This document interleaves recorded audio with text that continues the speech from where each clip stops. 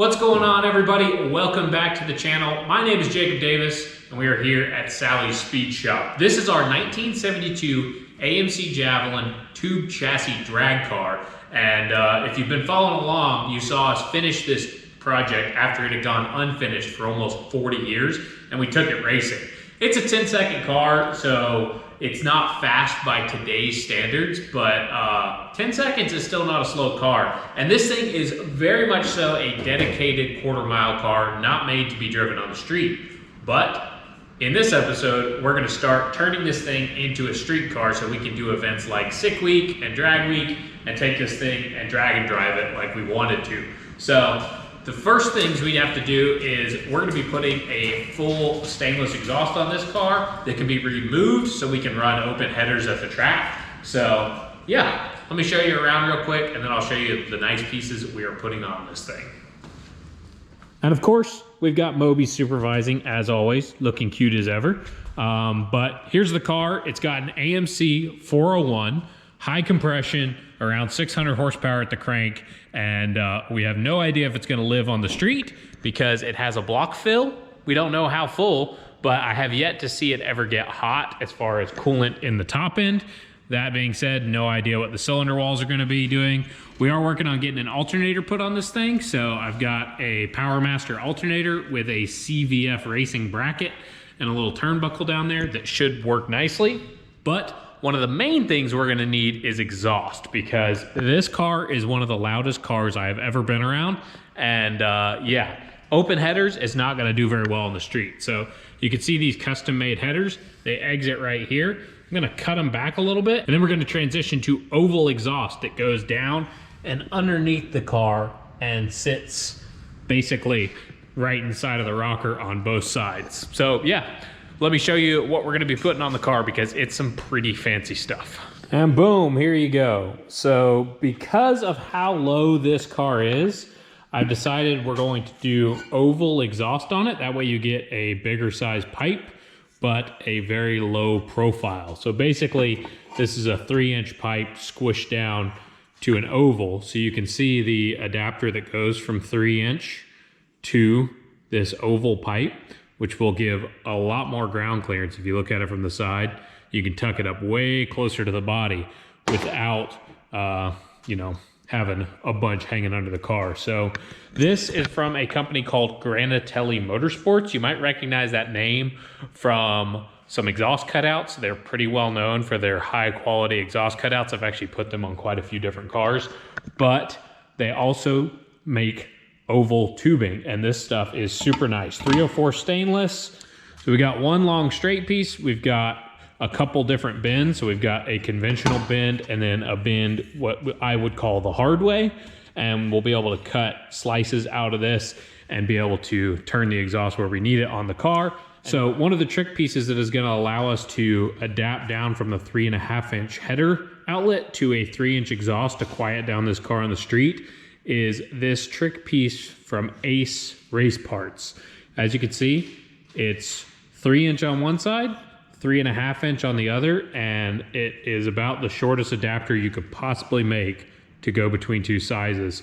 So that way we get our V-band and our adapter in one, then we'll adapt down to oval, and then we'll make some cuts out of this to turn the exhaust where we need it to be under the car. And as you can see, it's got a straight through design. It exits in the center and enters off to the side, which is perfect because this needs to sneak around our master cylinder, which is under the car. But I want to give a huge thank you to Granatelli Motorsports. This stuff is super nice. And I've always wanted to build myself an oval exhaust kit on one of the cars, and we have a perfect excuse to do it with this one. And I'm super stoked that Granatelli came on board to help out because it's some really nice stuff. So full stainless exhaust, all TIG welded, coming right up. First things first, I need to modify the headers slightly to shorten up the outlet, because as you can see right now, the outlet is pretty much up against the frame rail where I need to make the turn to go under the vehicle. So got myself a Sharpie line, gonna bring the Sawzall in here and chop this off as straight as I possibly can so I can weld the V-band on there. Yep, let's see how it goes. Not gonna lie, feels pretty wrong doing this to Mr. Dover's custom headers, but You gotta do what you gotta do sometimes. Let's see, what's gonna be the best way to do this? I think we're gonna go somewhere along these lines. All right, here we go.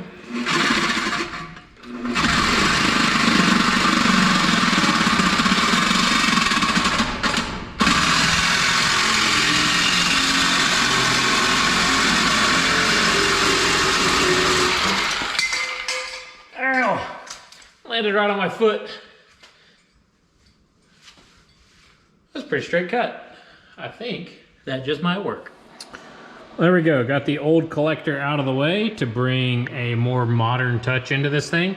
Got the V-band tacked in place on the header. I still have some massaging to do with the pipe to make it fit perfectly, but that's enough for me to be able to start building the rest of the exhaust. And as you can see, now I have room to make this turn, which I did not have before. So I just have to do the same thing on the other side, and then we'll be in good shape.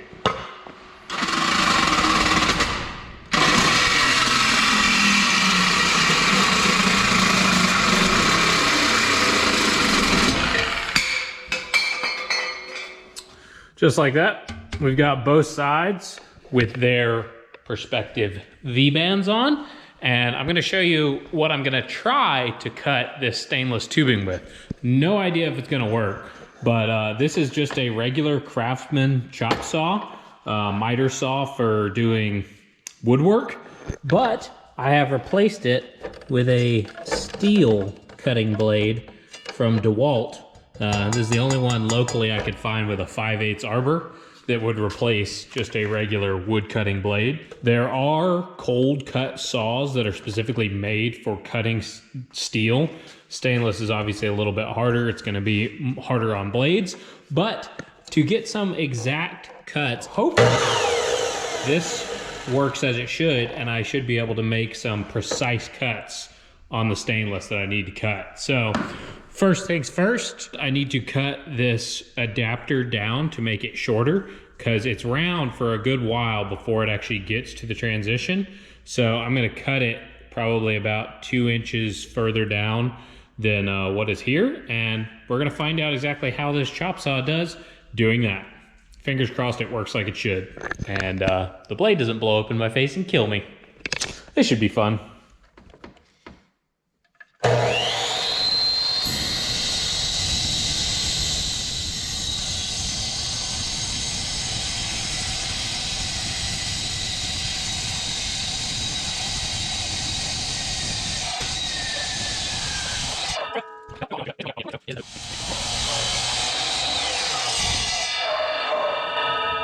Well, that took a lot longer than I wanted it to, but it is a pretty clean cut, albeit a little crooked, so maybe this isn't the best move. We'll see. Don't know how the blade held up. We'll just have to see how it cuts on another cut after this. So it's another night here in the shop. I have a little update for you guys. I got really frustrated trying to make some cuts work that I didn't do a good job on, and I should have just started over, which is what I'm doing now. But I've decided the chop saw works really good for straight, pieces. The curved pieces, it really struggles with. So I've kind of started using just a cutoff wheel to cut the straight pieces. As you can see, I messed up on this cut really bad. So I'm gonna reuse this piece somewhere else, and I'm gonna follow that red line with a cutoff wheel right now. And then I'll show you what we're working with.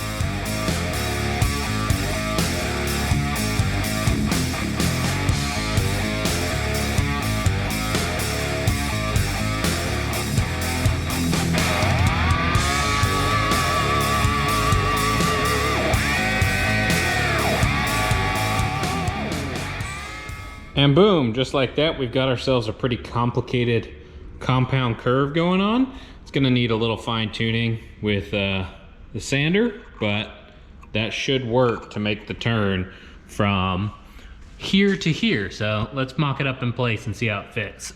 So with these two pieces I just cut, we should have pretty much what we need to make this turn. And it looks like it's gonna work pretty good. I think we'll just have to do some fine adjustments, and that should do the trick. All right, I'm gonna go ahead and try to tack this in place.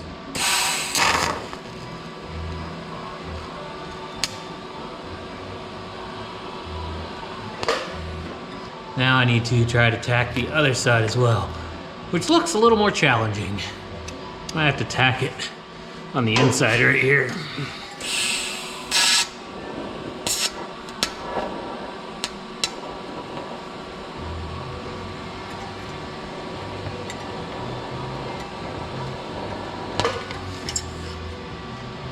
I think I got it. Whew. Burning some tape on the backside. Didn't mean to do that.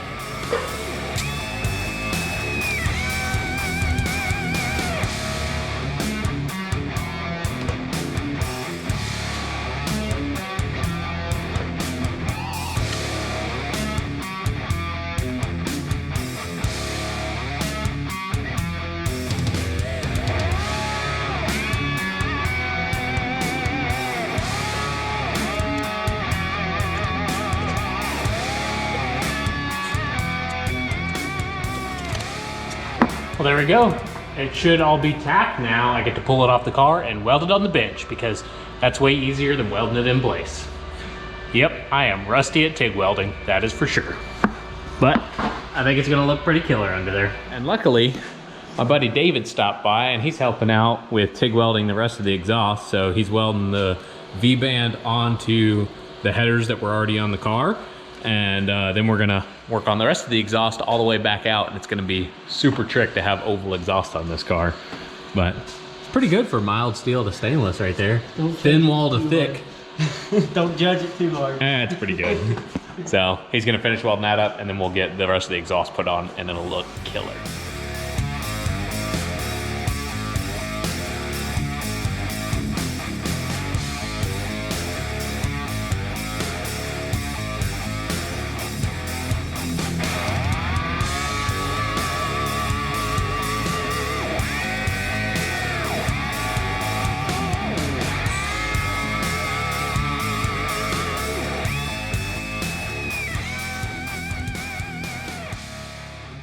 All right, so David got the V-bands welded onto the headers and they look pretty killer.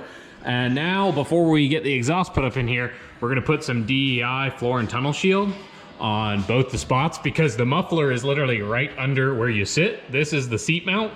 So you don't wanna be sitting in the hot seat while you're on the street drive of this thing. So we'll get some floor and tunnel shield put on both sides and then be good to go. I'll show you what floor and tunnel shield is too. It's really cool stuff. So this right here is DEI floor and tunnel shield. It's an aluminum layer with like fiberglass insulation under it that has its own adhesive. So you just pull this plastic off and stick it straight to your firewall or your transmission tunnel, or in this case, the floor. And hopefully it'll keep us from getting too warm in the car. We don't want seat heaters, right? It might be nice for this kind of weather. But yeah, we'll just cut this down to size and it'll be good to go.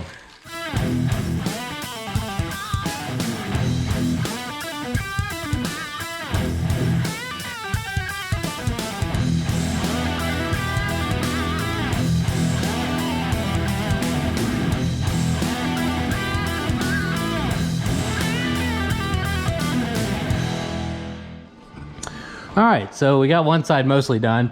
Still needs tucked into all the edges, but that's pretty much how it works. You just peel and stick and lay it all in there as good as you can. Still gotta do a little trimming up here. But that means we can put the exhaust on this side, which David finished up and looks absolutely killer. Pretty small, short exhaust system because you couldn't really go through that rear frame rail without compromising the rigidity of the chassis. So we dumped it right before the frame rail back here, and it'll be more than fine. We just have to do this side, which is way more complicated. So yeah, we should definitely cut this out, but then leave the backing on until we get it fitting there how we want it.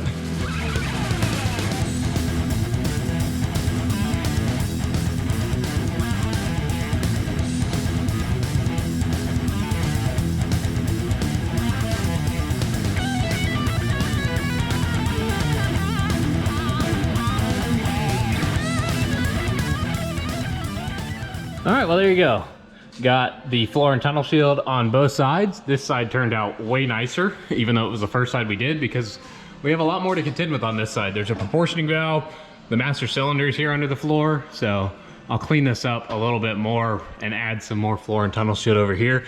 But we got it to seal nicely around the master cylinder, keep some extra fumes out of the cab. And we're about to throw the other exhaust pipe on, and these things turned out super slick. So we've got a 3.5 inch to 3 inch adapter V-band, then to 3 inch round to 3 inch oval, then some pie cutting weirdness that didn't turn out very nice, to a straight piece and a turn down with a stainless muffler.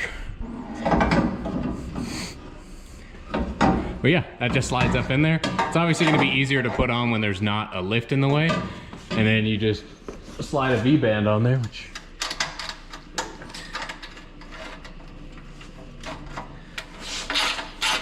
so you just tighten up the V-bands. We'll have to add an exhaust hanger back here on both sides, but it's good enough to fire it up for now and see how it sounds, because I know I'm curious.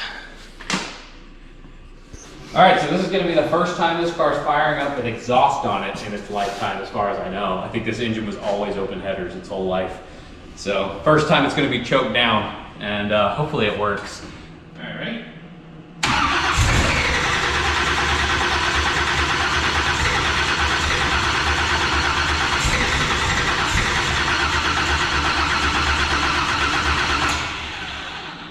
You might need to choke it. Yeah. Let me try a little more fuel. It is really cold out, so try that. Hang on, let me get. All right, let's try that again.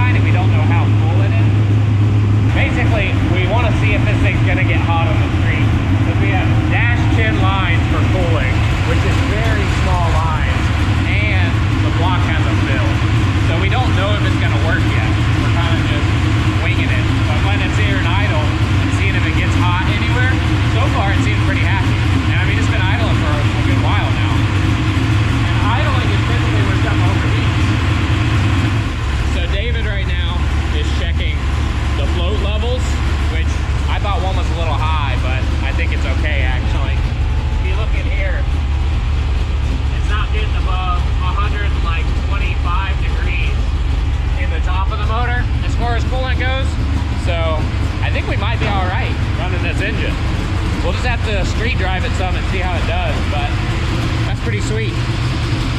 It's way quieter. I can actually talk to you right here. So, I don't know. I still gotta finish up some things to make it streetable, but we're well on our way there now. Pretty killer. So we're doing some interesting tire swapping around with my buddy David Wakeman over here. Taking these old BFG KO1s off of an H2 wheel that used to be on the back of the service truck. These tires are like 18 years old. They've never been off of their wheel before. And as you can see, that wheel still looks brand new as a result. But we're putting them on the El Camino drag racing wheels, my 17s, and those are gonna be the street tires for the Javelin. Makes sense, right? Use what you have because it's free. So yeah, we're gonna get these swapped around, and then I'll be able to street drive the Javelin soon.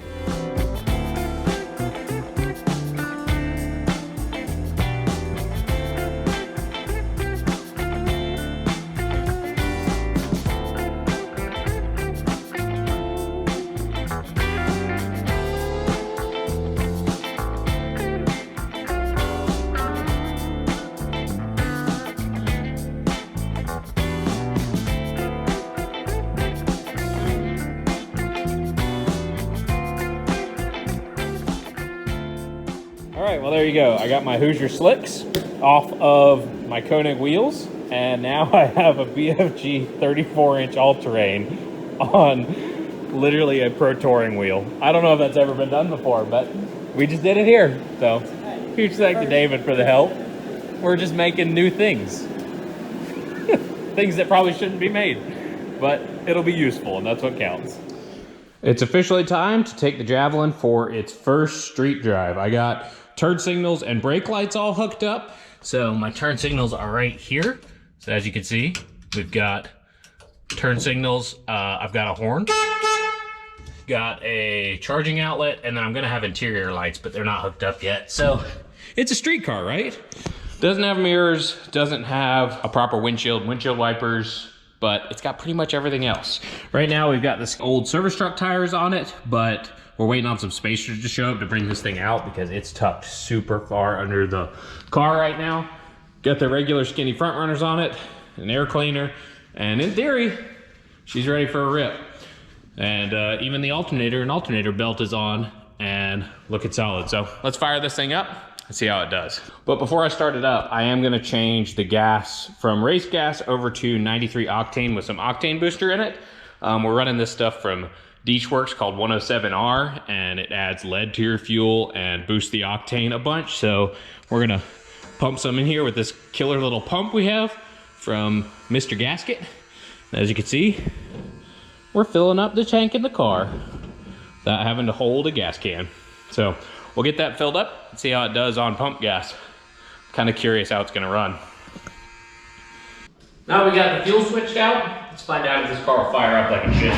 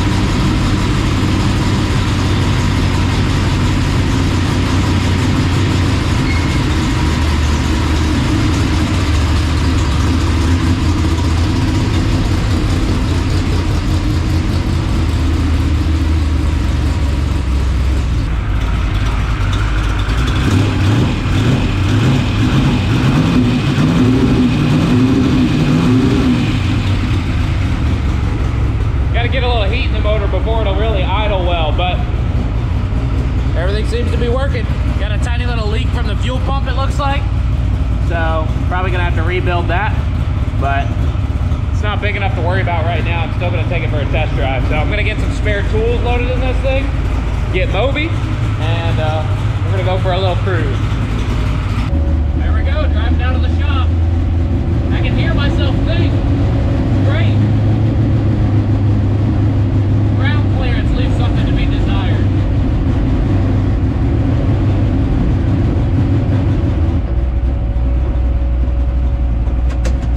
Alright, we're gonna shut it off for just a second. Whew! She's a runner. Alright, let's get Moby. There we go. We got Moby in here, so let's turn this thing back on. Fires up so good. What'd you think, bud? Oh yeah, we're in a race car, street car now.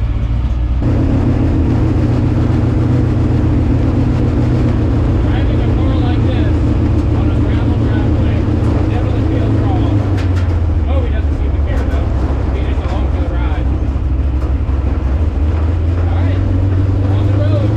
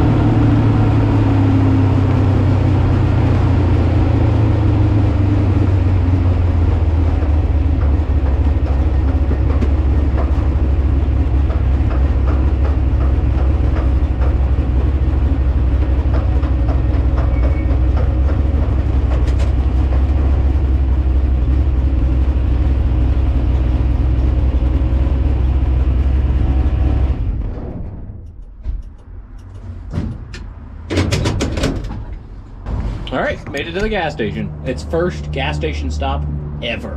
Pretty awesome. All right, so I'm gonna add my octane booster first and then top off the tank. It should take about 5 gallons. I think it's around a 10-gallon tank. We'll see. Yeah, nothing about having a car like this at a gas station is normal. Making a mess already.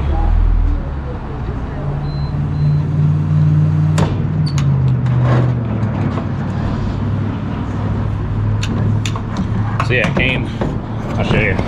So we've got it just above the foam in there, and that's right around 10 gallons of 93. Oh, and look, I accidentally got 777s. So, yep, full tank of gas. I'm gonna go get my change. I guess I should have filled up my gas can I brought with me just in case I run out of gas, but I'll do that too, and then we'll hit the road again. Fold myself back into this thing. And let's fire it back up. Got water pump, electric fan, lights, got my tack on. And let's go for a little drive.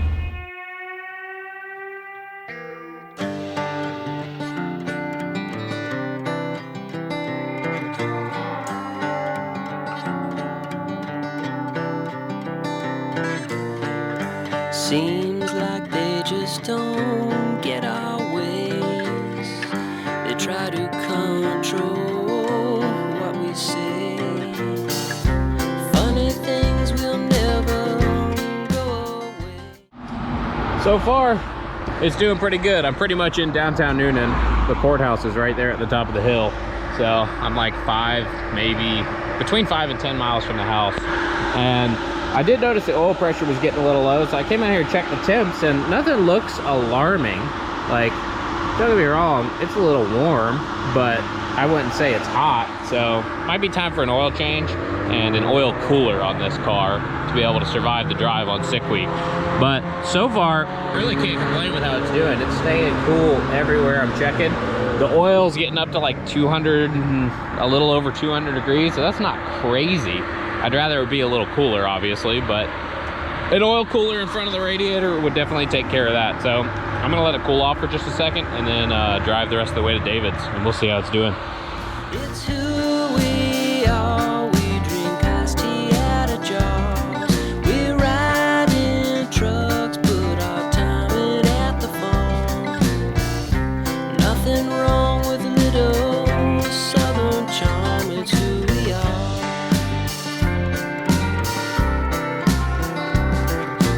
Born and raised to have a loving heart. If they try to change us, they won't get very far.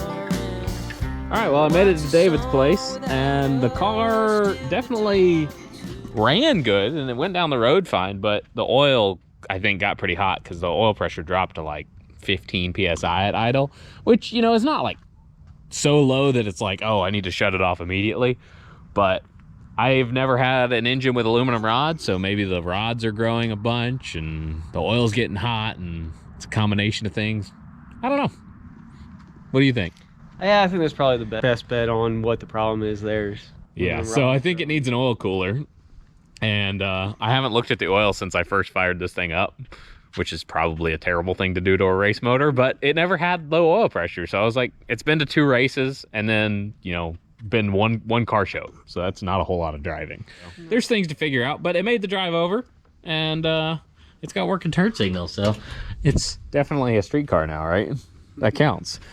Yeah, with those great headlights. Yeah, the headlights are still stickers, so that's not ideal. But we're gonna fix that. Don't worry. There's still more to do, unfortunately. Oh, and we got to rebuild the transmission. How long away is sick week? Like 2 weeks? It's fine. I don't have a motor in my car yet, so we're good. Yep. Typical race car life. Literally, if it weren't for the last minute, nothing would ever get done. But check it out. Drove on the street. Like 10, 15 miles. Yeah, 10 miles, probably. That's a success. Yeah, if it can do 10 miles, it can go across the country normally. Yeah, sure. So, we'll see. Yet to be determined. Well, as you can see, the car is not driving home. Not only because it's already dark outside, but because it's got some issues. These don't do very well at night, and the car was running a lot hotter than I wanted it to be. So I at least want to look at the oil and see if there's any bearing material or anything in it, because I don't know why it was getting so low oil pressure on the street, but we're about to find out. Those tires look ridiculous on here.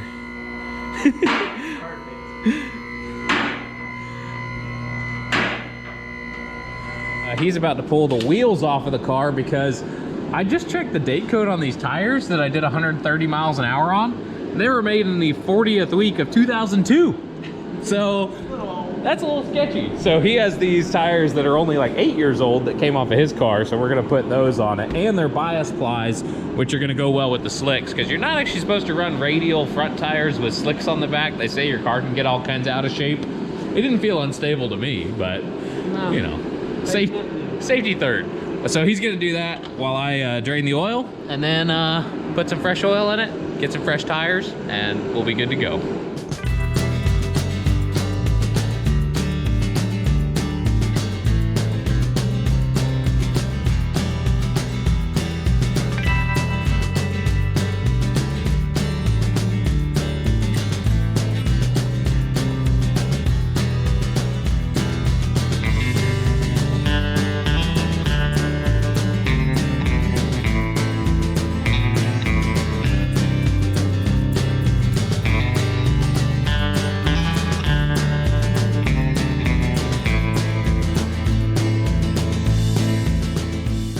So we just pulled the oil filter off of it. It's got dual oil filters because we wanted to see what's going on. And the oil has a tiny bit of glitter, but nothing that I think is a real issue, because this motor was actually just refreshed back in the 90s before it went in the car. So some break-in stuff.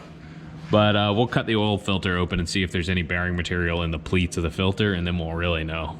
But it's probably due for an oil change anyway. I didn't take as good care of this as I should have.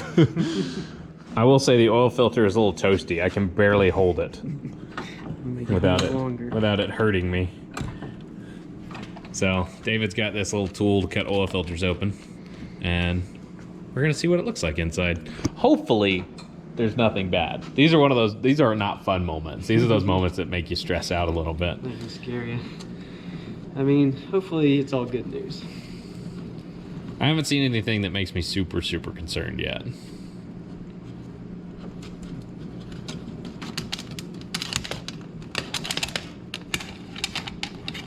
Yeah, that's way easier than using 10 snaps. Yeah, it makes much less of a mess.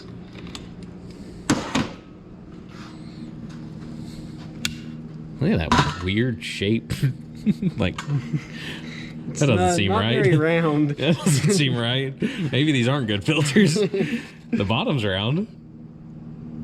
Yeah, let's see what we have on the bottom of the filter first. It definitely looks a little more glittery. Yeah, I mean, there's little bit of flake, but I don't know, that could be some break-in, or that might be a little bit of water contamination in there, that brown milkiness, water or fuel contamination. I will say that filter did catch what looks like everything. Yeah. So, because the oil was definitely cleaner than that. There's a little bit of sludge in it, but there's no big pieces, which is good. Yeah, you got to see between the pleats, and then oh yeah, I don't see anything glittery. There's one piece of little metal. Sliver. Yeah, it might just be left over from machining or rebuild, something. But yeah, there's not like consistent bearing material in here. Your cam bearings and your rod bearings are not in your filter, so there's a piece of dog. Yeah, Moby made it inside the engine. Yeah. I'm not surprised at all. He was around the whole time I was putting it together. Yeah, no, it looks really good, honestly. A little bit of red paint. Yeah, I'm not surprised by that. Yeah, nothing crazy. Just that one sliver of metal, but I don't think that's part of the motor. Yeah. Well, that's relieving. At least it didn't eat itself completely yet. It may have started to slightly, but I don't know for sure until we change fresh oil into it and then see what the oil pressure does, because it was way lower than I wanted, and I think an oil cooler and fresh oil will go a long way. And I was running straight 50 weight, so I'm not a tribologist. That's literally a guy who like majored in oil, and Lake Speed, who helped me with this motor when I first started digging into it, he's a tribologist. So I'm gonna call him and let him tell me what oil I should run, because Don Restari used to run straight 50 weight, and that's old school. They make much better oils now. And to make this thing live on the street, I want the best stuff I can get. But it's a street car now, at least for 10 miles. So we drove over here with just some baling wire holding the exhaust up, which is not exactly how you're supposed to mount your exhaust. So we're putting some exhaust hangers on it real quick, and then we'll put some oil in it, fire it up, get it out of the way, and then work on. See if it'll stay on this time. It's so cold in here, the GoPro keeps turning off. The battery dies when it's at 100% somehow. So we got one side done. Just a simple little exhaust hanger through the floor. And he's about to weld this side. And then it'll be time to add oil to this thing.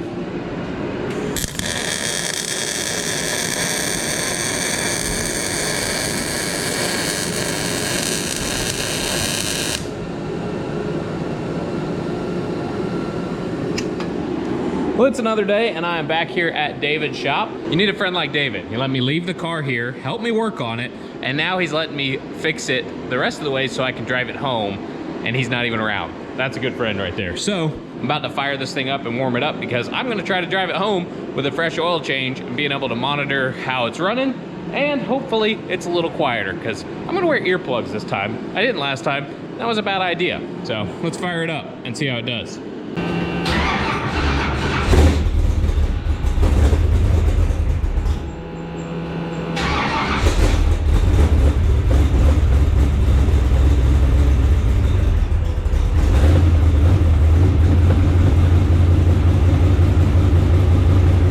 Got it pulled out of the shop. It's running good. So I'm just gonna get in and drive it through downtown Newnan on the way back to the shop. Hopefully it treats me good. It's colder today, so it shouldn't get as hot, that's for sure. Let's see how it does. All right, let's fire this thing up. Fires up super nice now. Put the fans on, water pump, and we'll run the lights. I'm gonna put on my lap belt. Totally safe.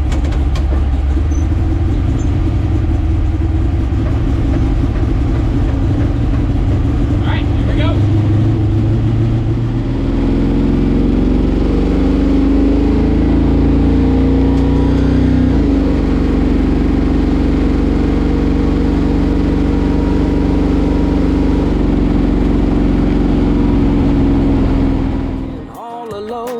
Drinks up gas and now I'm broke. I jacked it up, put on lip kit, off-road tires with B-locks on. Dude, it's got a little attitude, ain't it grand? It does the mud as well as the sand. It defines me who I am.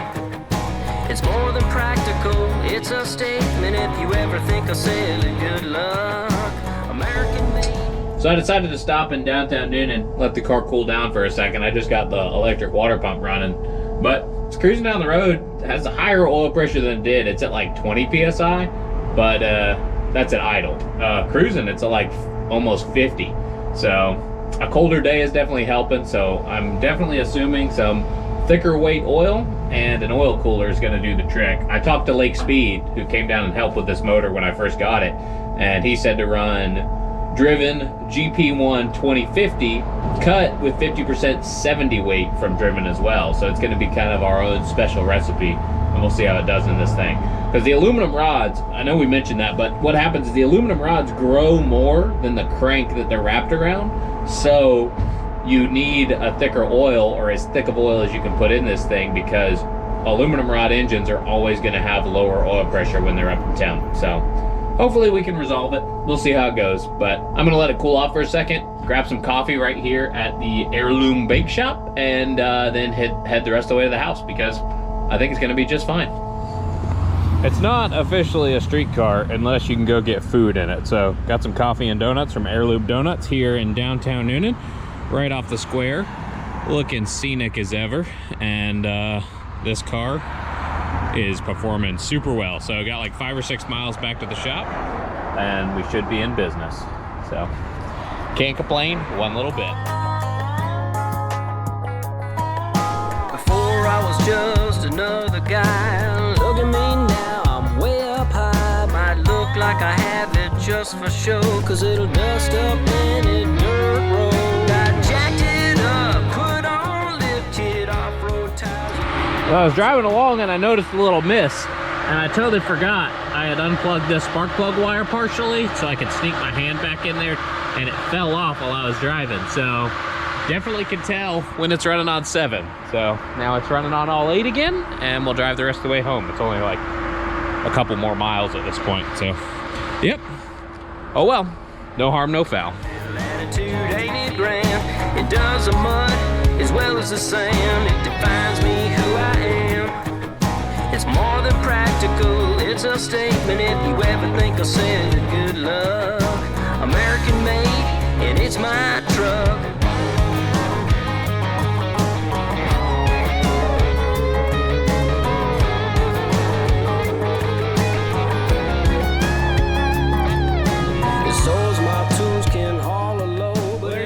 The Javelin has officially cruised for almost 25 miles before sick week. Most of the time we load a car in the trailer, get there, and just hope for the best.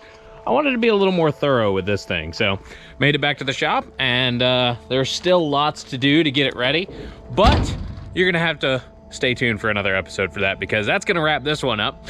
And this time we got an alternator on it, we added exhaust to it, we've got a tranny cooler that's actually cooling the thing, and there's still more to do. I gotta add an oil cooler, a better tranny cooler, and fit the hood to it, get a real window in it instead of Lexan, but hey, it's running and driving, and that's what counts. So anyway, as always, I appreciate each and every one of you guys watching and following along. Please remember to hit that subscribe button and drop a comment down in the bottom. Let me know what you liked about this episode or what you didn't like, and we'll see you guys on the next one.